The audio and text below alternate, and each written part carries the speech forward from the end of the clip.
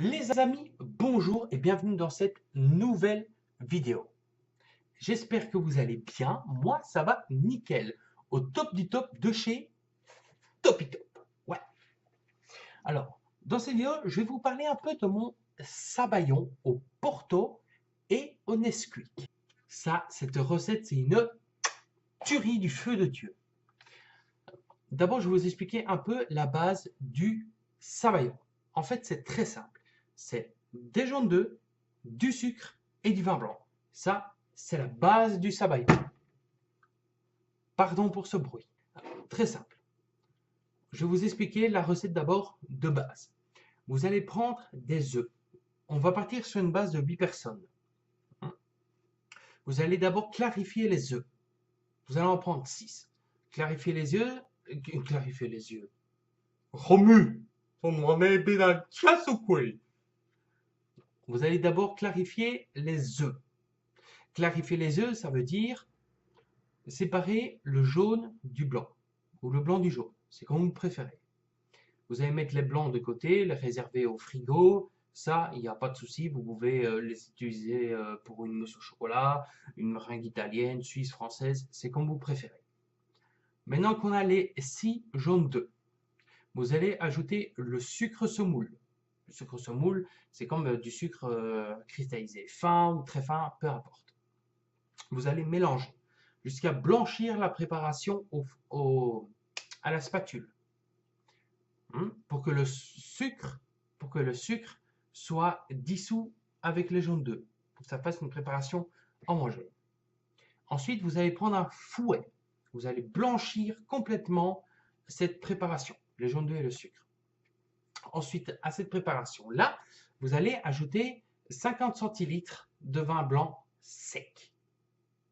Alors, j'insiste sur le vin blanc sec, tout simplement parce que si vous prenez du vin blanc doux, donc le vin blanc doux, c'est un vin blanc sucré, ça va donner une préparation trop sucrée et ça va être écœurant.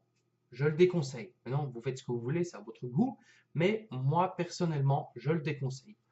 Ensuite, vous allez verser cette préparation, donc les jaunes d'œufs blanchis avec le sucre et le vin blanc, dans une sauteuse.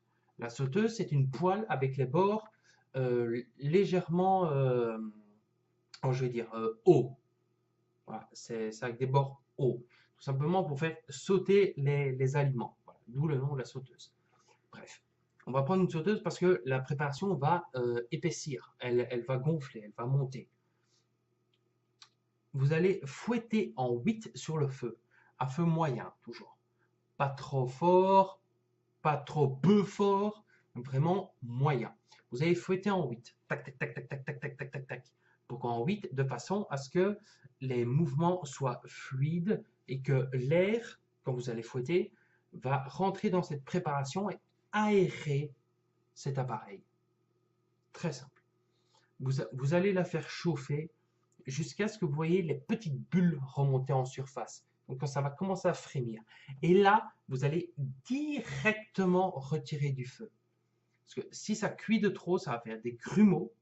Et c'est bon pour la poubelle, vous pouvez tout recommencer. Et c'est foutu, vous l'avez dans le pet. Bon.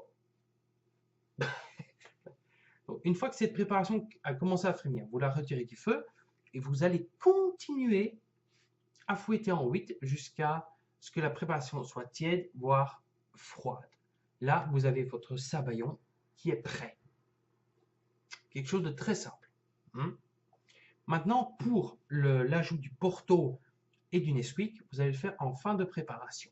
Donc, une fois que la préparation est tiédie, vous allez rajouter 25 centilitres de Porto, rouge ou blanc. Moi, personnellement, j'utilise le rouge. Et vous allez saupoudrer à votre goût de Nesquik cette même préparation avec l'ajout de Porto. Vous allez tout mélanger toujours au fouet, en 8 délicatement, proprement, comme si tu caressais les fesses de ta femme. Pardon, excusez-moi. Et vous allez la dresser dans une coupe à glace. Et voilà, vous avez votre sabayon qui est fait. Mais alors, le must du must, c'est d'ajouter une boule de glace vanille. Ah ouais, mon gars. Ah, je te promets. Tu prends ta coupe de glace, Tu rajoutes une boule de glace vanille. Tu rajoutes au sabayon au Porto et Nesquik dessus. Ah, t'as une trique comme ça quand tu le manges. Hein. Ah, je te promets. C'est délicieux, ça se taper le cul par terre. Eh bien les amis, je suis content de vous avoir fait partager ma recette de ce sabayon au Porto et Nesquik. C'est une de mes spécialités. Je suis vraiment content de vous l'avoir fait partager.